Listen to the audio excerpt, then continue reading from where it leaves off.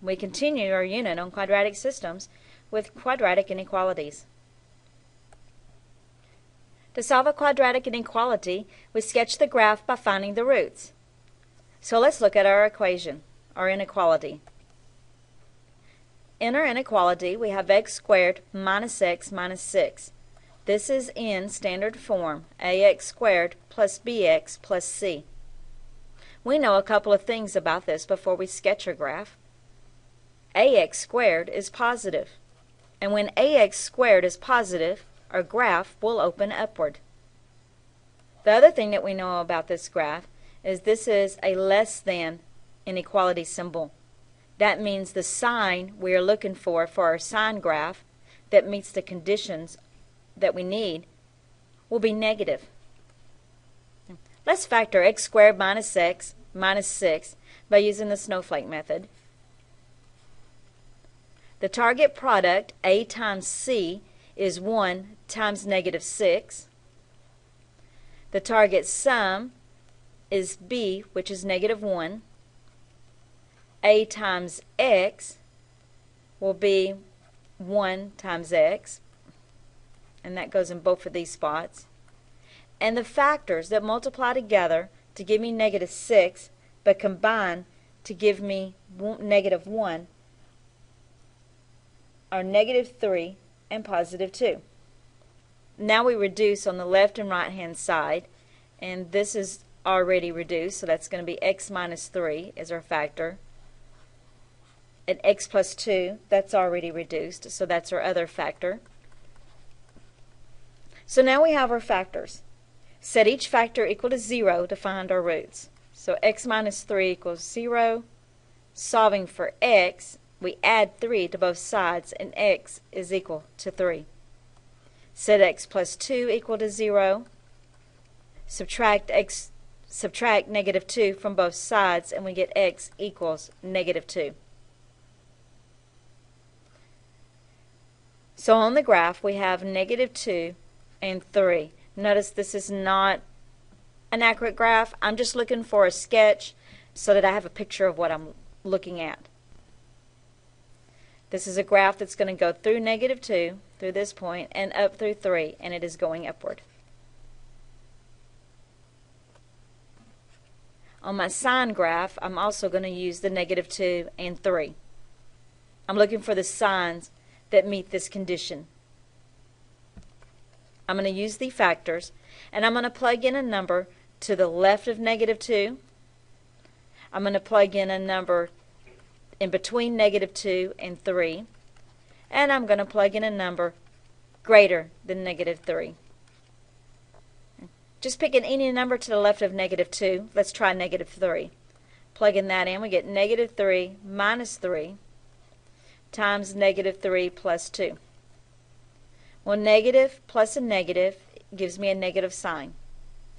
Negative 3 plus 2 gives me a negative 1. That's a negative sign. When I multiply two negatives together, I get a positive. So the sign to the left of negative 2 will be positive. Now let's look at the sign between negative 2 and 3.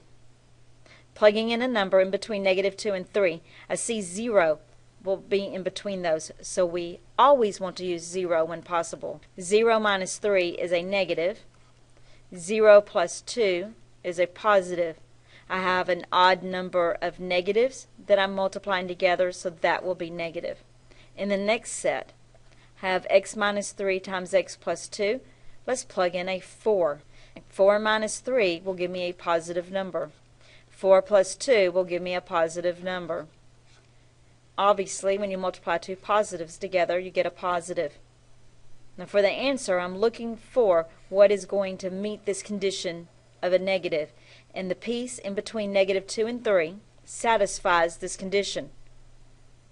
This is a conjunction because it's between two numbers. We're between negative 2 and 3. When we have a conjunction, we will always use the less than symbol or the less than or equal to symbol. Regardless of what this symbol is up here, it's a conjunction, we will use less than. The answer is between negative 2 is less than x is less than 3. We're using a less than symbol because this up here in the original equation does not have an equal to symbol under it. Example 2 is exactly the same thing as example 2 is almost the same problem as example 1. Notice, however, that instead of the less than symbol, we have a greater than symbol. This means that we are looking for the condition that meets the positive aspect. We have the same roots, -2 and 3. We also have the same graph that's going up, and we have the same signs. Remember, this was positive, this was negative, and this was positive. Except now we're looking for positive. So that means we're looking for the piece that makes that positive. That is going to be this or this, not an in-between. This is a graph that's going this way or this way, so it's not an in-between. This is called a disjunction. So the answer to this will be x is less than -2, because it's all the numbers less than -2 from negative infinity to -2, or x is greater than 3.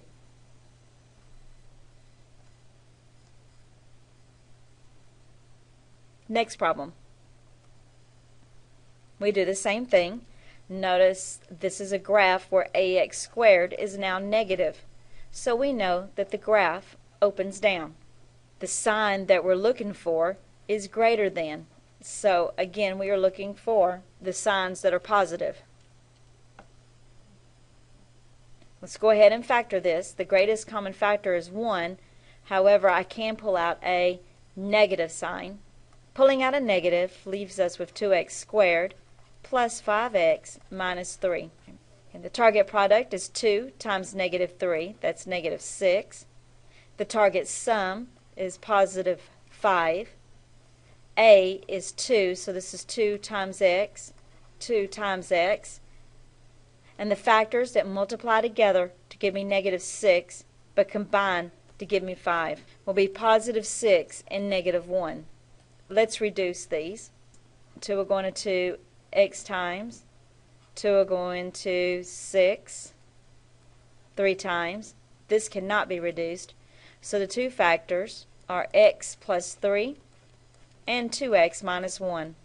Remember to bring that negative out. Let's set each of these factors equal to 0. This one's easy. X is equal to -3. But this one I do need to do a little work on. 2x minus 1 equals 0. Add 1 to both sides, and 2x is equal to 1. And then divide by 2. X equals 1/2.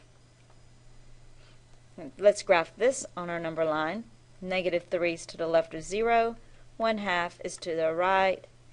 And this is a graph that goes up through this point and comes down through this point. On our sine graph, let's plot our points -3 and 1/2. Now all we have to do is figure out our signage. Now you can use the original equation to plug in your values to the left and middle and right, but it's easier to use your factors, and you've already done the work. Let's put in a number to the left of -3. How about -4? -4 plus 3 is a negative. -8 minus 1 is a negative. We have an odd number of negatives multiplying together, so that will be negative. Let's do that again, but let's pick a number between -3 and 1/2. Let's choose 0. This gives me a positive number, and this one gives me a negative number. So I have an even number of negatives, so that will give me a positive. Picking a number to the right of 1/2, let's say that's 1. This is 1 plus 3 is obviously positive, and 2 minus 1 is positive. Odd number of negatives, make that negative. I am looking for the positive numbers, or the positive piece, so this is what I'm looking for. That means I'm looking for this right here. This is a conjunction. That means regardless of what the original sign was up here, I am using a less than or equal to. In this case, I am using less than or equal to. My problem is going from -3 to 1/2.